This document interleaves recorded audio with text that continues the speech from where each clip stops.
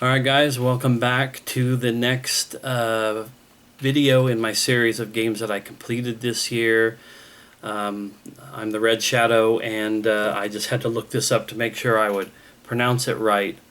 But this is a game called Charon's Staircase. And this is essentially a first-person horror walking sim game with puzzle elements.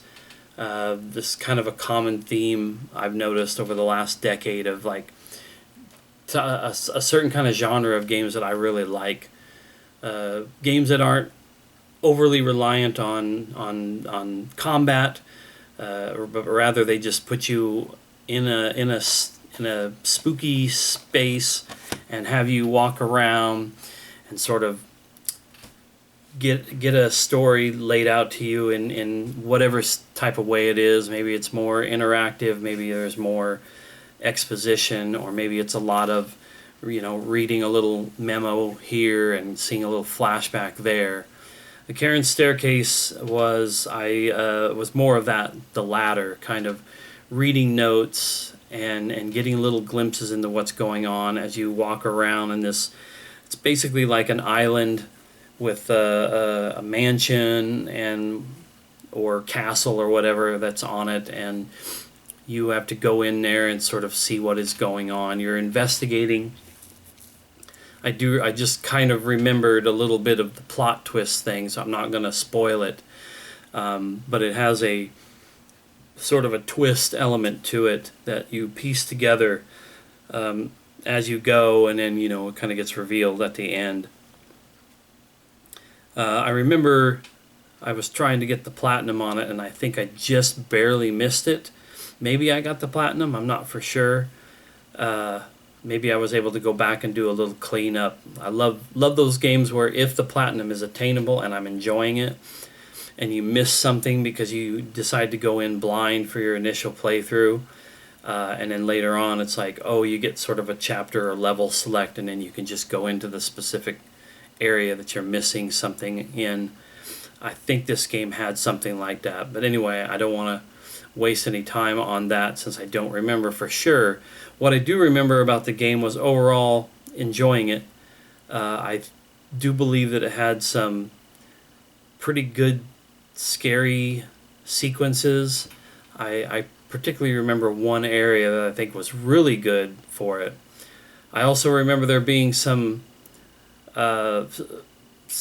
that's, I think it's in a game I haven't gotten to in these reviews yet, so I don't want to necessarily say it, but I think there was an area where there's one of these brief momentary chases where if you don't do it right, then you're going to die and have to do it again.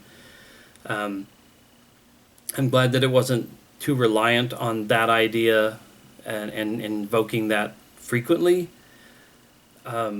But like I said, I do remember I'm having little flashes of when I played this game a while back, of there being a little bit of that. But it was very creepy vibe, sufficiently spooky at times, a little janky also. The puzzles were all right. This might have been the game where I found a stupid way to get out of the map. That's a fun pastime of mine in the last decade or so, I think, especially from playing Gary's mod and finding how many maps there are in source games like Gary's mod and Half-Life, where with a little jumping and a little pushing at the borders of things, you can find your way out. I think Charon's Staircase was one where I tested that a little bit.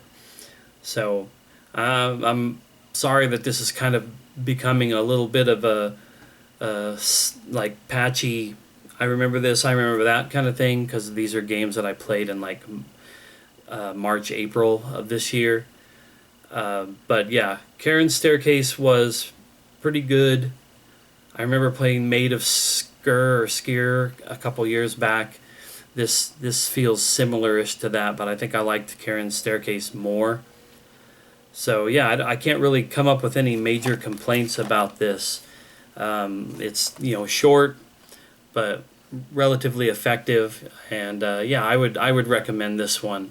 If if you're into that kind of first-person walking sim horror games with the puzzle elements and whatnot, yeah, this is definitely a good one as far as I'm concerned. So that's Charon's Staircase. Thanks for watching, and we'll see you in the next one.